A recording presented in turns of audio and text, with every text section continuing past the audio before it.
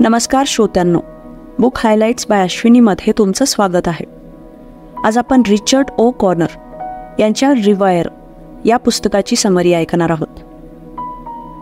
जर तुम्हाला तुमच्या वाईट सवयी बदलायच्या असतील, आपल्या घातक वागणुकीमध्ये आपल्या मेंदू आणि लहानपणाचा काय रोल असतो, चांगल्या सवयी बनवण्याची सगळ्यात चांगली पद्धत कोणती, हे समजून घ्यायचं असेल, या पुस्तकातून आपल्याला या सगळ्या प्रश्नांची उत्तरं मिळतील. तुमच्यामध्ये तुमच्या ब्रेनला रिवायर करण्याची आणि ॲडिक्शनशी लढण्याची शक्ती आहे. हे पुस्तक आपल्याला सांगेल की ते कसं अचीव करता येऊ शकतं.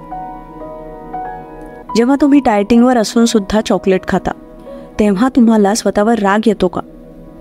जेव्हा तुम्ही तुमच्यासाठी चांगल्या नसलेल्या गोष्टी सोडण्याचा निर्णय घेता आणि स्वतःचं आयुष्य बदलण्याचा प्रयत्न करता, पण शेवटी काही दिवसांनीच तुम्ही स्वतःशी केलेलं प्रॉमिस तोडता, त्यावेळी तुम्हाला कसं वाटतं? या पुस्तकातून तुम्हाला तुमच्या अशा वागणुकीमागचं कारण समजून घेता येईल. आपल्या ब्रेनच्या 2 भागांबद्दल माहीत पडेल, जे एकमेकांशी जणू काही भांडत असतात. म्हणूनच आपल्या वाईट सवयींसाठी हेच 2 भाग जबाबदार असतात. यासोबतच वाईट सवयी तयार होण्यामध्ये आपल्या लहानपणी झालेल्या घटनांचा सुद्धा खूप मोठा हात असतो. सेल्फ कंट्रोलच्या शक्तीने आपण आपल्यासाठी घातक असणारी वागणूक कशी नियंत्रित करू शकतो, हे सुद्धा आपल्याला या पुस्तकातून शिकायला मिळतं. आणि या पुस्तकात आपल्याला 12 स्टेप्सबद्दल देखील माहिती मिळते, ज्याच्या मदतीने बऱ्याच लोकांनी त्यांच्या वाईट सवयींपासून सुटका मिळवली. तर मग तुम्ही सुद्धा तुमच्या ब्रेनला रिवायर करण्यासाठी तयार असाल तर ही समरी शेवटपर्यंत नक्की ऐका. जेव्हा तुम्ही आणखी एक चिप्सचं पॅकेट ओपन करता किंवा आणखी एक सिगारेट पिता, त्यावेळेस तुमचा ब्रेन तुम्हाला हे न करण्यासाठी इशारा देत असतो. तुम्हाला सुद्धा हे माहीत असतं की स्वतःला नुकसान देणाऱ्या गोष्टी तुम्ही टाळल्या पाहिजे, पण असं असूनही तुम्ही स्वतःला थांबवू शकत नाही. तुम्हाला देखील माहीत नसतं की ज्या गोष्टी तुम्हाला त्रास देऊ शकतात, त्या गोष्टी तुम्ही का करत आहात. यामुळे तुम्ही स्वतःला त्या गोष्टी करण्यापासून थांबवण्याचा प्रयत्न करत असता, पण तुम्हाला कधीच हे करण्यात यश मिळत नाही. ज्या गोष्टी आपल्यासाठी चुकीच्या आहेत, त्या करणं म्हणजेच सेल्फ डिस्ट्रक्टिव्ह बिहेवियर आहे. अशा प्रकारचं बिहेवियर ब्रेनच्या त्या 2 भागांमुळे होतं, ज्यांचं एकमेकांशी नीट कम्युनिकेशन नसतं. आपल्या ब्रेनचा एक भाग आपल्याला एखादी गोष्ट करायला सांगतो, तर दुसरा काही दुसरंच. हे 2 भाग म्हणजे कॉन्शियस सेल्फ आणि ऑटोमॅटिक सेल्फ. या दोघांच्याही वेगवेगळ्या अडचणी आहेत आणि त्यानुसार ते आपलं काम करत असतात. ब्रेनच्या ऑटोमॅटिक सेल्फमुळे आपलं सेल्फ डिस्ट्रक्टिव्ह बिहेवियर तयार होतं. या भागात आपले बायसेस आणि ॲझम्पशन्स साठवलेले असतात, म्हणजेच त्या गोष्टी ज्यांना आपण आधीपासून गृहीत धरत आलेले आहोत आणि ज्याबद्दल आपलं मत तयार आहे. यात वाईट सवयीसुद्धा असतात आणि अशा फिलिंग्ससुद्धा असतात, ज्या बाहेर येऊ नये असं तुम्हाला वाटतं. हेच दुसरीकडे ब्रेनच्या कॉन्शियस सेल्फमुळे आपण गोष्टींबद्दल काळजीपूर्वक विचार करतो. कॉन्शियस सेल्फ या गोष्टीची काळजी घेत असतो की त्याने घेतलेल्या निर्णयामुळे आपल्याला कोणत्याही प्रकारे नुकसान होणार नाही. या भागाला खूप काळजीपूर्वक काम करायचं असतं, म्हणून तो एका वेळेस एकाच गोष्टीवर फोकस करू शकतो. जेव्हा मेंदूचा हा भाग बिझी असतो, तेवढ्या वेळेत आपल्या ऑटोमॅटिक सेल्फने स्वतःहून बरेच काही वाईट निर्णय घेतलेले असतात. आपण प्रोजेक्ट बनवण्याचं उदाहरण घेऊ. जेव्हा कॉन्शियस सेल्फ याबद्दल विचार करत असतो की कोणत्या टॉपिकवर प्रोजेक्ट बनवायला हवा, त्यावेळेस तुमचा ऑटोमॅटिक सेल्फ तुम्हाला स्टडी टेबलवर ठेवलेलं चॉकलेट खायला सांगतं. तर अशा प्रकारे हे 2 भाग वेगवेगळ्या गोष्टी करत असतात आणि तसं वागायला सांगत असतात. म्हणूनच जर यांच्याशी चांगल्या प्रकारे डील करायचं असेल, तर आपण आपल्या ऑटोमॅटिक सेल्फला चांगले निर्णय घेण्यासाठी ट्रेन करायला हवं. सेल्फ डिस्ट्रक्टिव्ह बिहेवियरला थांबवणं तेवढं कठीण नाही जेवढं ते दिसून येतं. याबद्दल झालेल्या अभ्यासामध्ये असं दिसून आलंय की माणूस त्याच्या ब्रेनचं स्ट्रक्चर बदलू शकतो. यालाच प्लास्टिसिटी ऑफ द ब्रेन असं म्हणतात. सेल्फ डिस्ट्रक्टिव्ह बिहेवियर बदलण्याच्या पद्धतीमुळे तुम्हाला तुमच्या ब्रेनमध्ये नवीन कनेक्शन बनवण्यासाठी मदत मिळेल.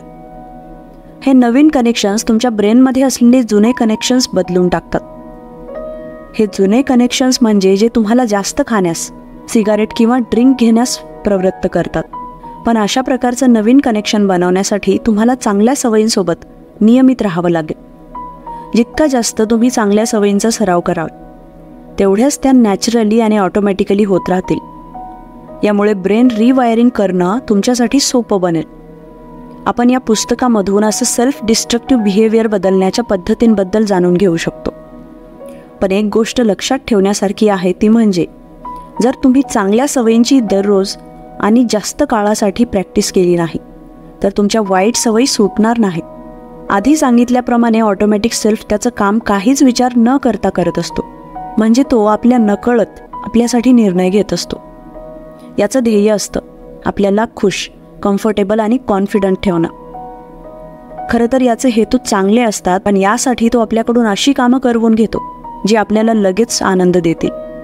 मग नंतर ते आपल्यासाठी नुकसानदायक ठरतील का याचा विचार हा भाग करू शकत नाही. असं यामुळे होतं कारण ऑटोमॅटिक सेल्फ आपले बायस, आपले ॲझम्पशन्स आणि आपल्याला असलेलं लिमिटेड नॉलेज याच्या आधारावर काम करत असतो.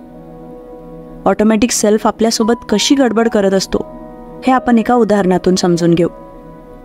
जेव्हा तुम्ही तुम्हाला नावडणारे कपडे फक्त दुसऱ्यांसारखे दिसण्यासाठी आणि त्यांच्यामध्ये फिट बसण्यासाठी घालता, तेव्हा सुरुवातीला तुम्हाला चांगलं वाटतं, पण नंतर तुम्हाला ते घालायला आवडत नाहीत. कारण तुम्ही कोणीतरी दुसरे आहात असा दिखावा करावा लागतो.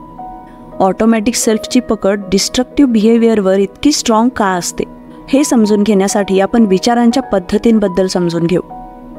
जसजसे आपण मोठे होत असतो आणि आपलं आयुष्य जगत असतो, आपण प्रत्येक गोष्टींमध्ये अर्थ शोधण्याचा प्रयत्न करायला लागतो. आपण आपल्या मनामध्ये एक असं पॅटर्न बनवायला लागतो ज्याने आपलं आयुष्य आपल्याला प्रेडिक्टेबल वाटेल. आणि जसजसे आपण अशा प्रकारचे जास्त पॅटर्न्स बनवायला लागतो, आपण अशा सगळ्या पॅटर्न्सला मॅनेज करण्यासाठी एक स्वतःचं स्ट्रक्चर बनवतो, ज्याला पॅराडाईमसुद्धा म्हणतात, म्हणजेच नमुना. रिॲलिटी आणि जगाबद्दल आपली विचार करण्याची पद्धत म्हणजे पॅराडाईम. आपण मोठे होत असताना आपल्या याच विचारांना आपल्या आयुष्यात फॉलो करतो. लवकरच आपले हे विचार परमनंट आणि रिजिड बनतात. याचा परिणाम म्हणजे आपण त्या लोकांच्या जास्त जवळ जाऊ लागतो जे आपल्या विचारांच्या पॅटर्नला सपोर्ट करतात. आपण त्या लोकांपासून दूर राहतो जे आपल्या अशा विचारांना चॅलेंज करतात किंवा त्यांच्या विरोधात बोलतात. उदाहरणार्थ, एखादी अशी व्यक्ती जिला प्रत्येक वीकेंडला ड्रिंक करणं मजेशीर वाटत नाही, तर अशा व्यक्तीपासून आपण दूर राहतो.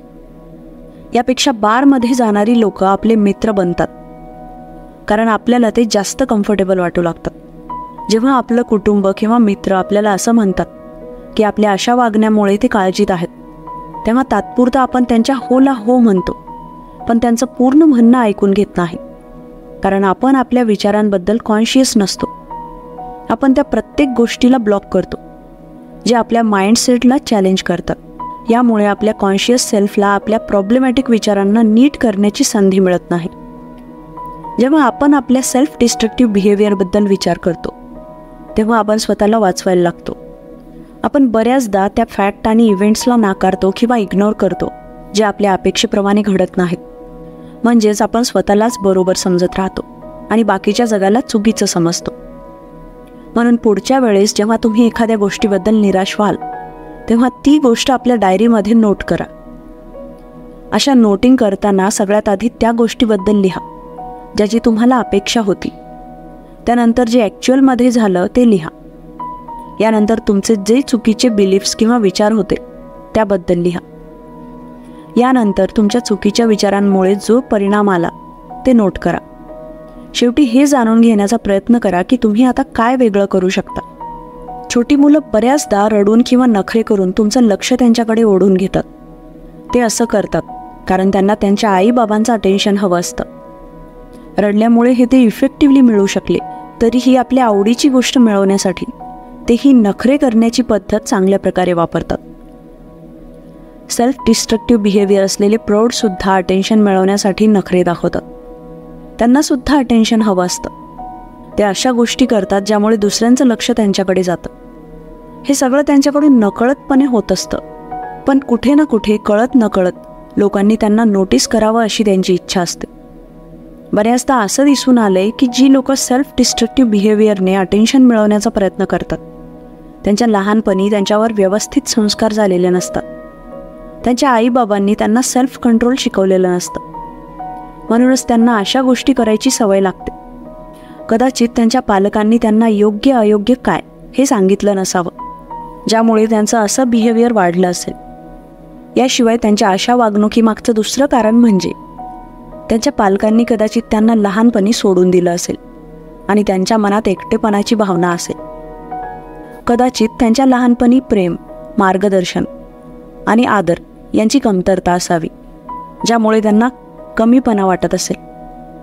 यामुळे कदाचित ते दुसऱ्यांकडून प्रेम मिळवण्याच्या प्रयत्नात असतात, पण तिथूनही ते प्रेम त्यांना मिळू शकलं नसेल. या कारणामुळे आलेली निराशा त्यांच्या सेल्फ डिस्ट्रक्टिव्ह बिहेवियरमधून बाहेर येते आणि ते स्वतःला नुकसान पोहोचवण्याचं काम करतात. हे ते अशा अपेक्षेने करतात की कोणीतरी त्यांना असं करण्यापासून थांबवेल, पण हळूहळू अशी लोकं कोणी थांबवण्याचा प्रयत्न केला तरीही त्यांचं ऐकत नाहीत. म्हणून अशा लोकांचे नातेसुद्धा खराब व्हायला लागतात. आत्महत्या करणं, स्वतःला त्रास करून घेणं, दारू किंवा ड्रग्सच्या आहारी जाणं, हे काही असे बिहेवियर आहेत जे अटेन्शन मिळवणाऱ्यांमध्ये असू शकतात.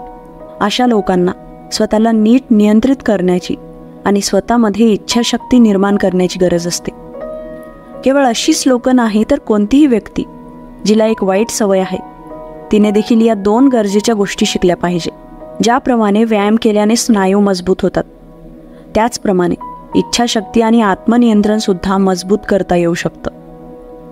या 2 गोष्टींमुळे तुमच्या वाईट सवयी तुम्हाला परत कंट्रोल करू शकणार नाही. तर मग तुम्हाला अशी कोणती वाईट सवय आहे जी तुम्हाला सोडायची आहे, ती आम्हाला कमेंट सेक्शनमध्ये नक्की कळवा. या पुस्तकात काही टिप्स दिलेल्या आहेत. स्वतःला कोणतंही प्रॉमिस करण्याआधी हे निश्चित करा की तुम्ही या स्टेप्स 100% डेडिकेशनने फॉलो कराल. पहिली पद्धत म्हणजे स्वतःच्या प्रगतीबद्दल लोकांना सांगणं थांबवा. कारण जेव्हा तुम्ही त्यांना याबद्दल सांगणं थांबवाल तेव्हा ते स्वतः तुम्हाला तुमच्याबद्दल विचारतील. तुमच्या इच्छाशक्तीला अजून जास्त मजबूत बनवण्यासाठी आणखीन एक पद्धत म्हणजे त्या गोष्टींना टाळा ज्या तुम्हाला ट्रिगर करतात. ह्या छोट्या छोट्या गोष्टी असू शकतात. उदाहरणार्थ, जर तुम्हाला ड्रिंकिंगची सवय असेल तर घरी जाताना लागणाऱ्या बार शॉप्सला टाळा. अजून एक पद्धत म्हणजे वाईट संगतीपासून दूर राहा. बिअर पिण्यासाठी तुमचे मित्र तुम्हाला फोर्स करत असतील तर त्यांना असं सांगा की तुम्ही ड्रिंक करणं सोडत आहात, आणि जर त्यांनी तुमच्या या निर्णयाला सपोर्ट केला नाही तर हळूहळू त्यांच्यापासून दूर व्हा. जेव्हा केव्हा तुम्हाला स्मोकिंग आणि ड्रिंकिंग करण्याची इच्छा होईल तेव्हा तुमच्या प्रगतीबद्दल विचार करा. तुम्ही त्या दिवसांपासून किती पुढे आला आहात याचा विचार करा. जुन्या सवयी सोडणं वेळेनुसार सोपं होत जातं, या अपेक्षेवर टिकून राहा. वाईट सवयी सुटण्यासाठी बरेच महिने लागतील, म्हणून यासाठी मानसिक आणि शारीरिकरित्या स्वतःला तयार करा. तो प्रत्येक दिवस जो तुम्ही तुमच्या वाईट सवयी सोडण्यासाठी वापरता तो तुम्हाला तुमच्या ध्येयाच्या दिशेने एक पाऊल जवळ घेऊन जातो.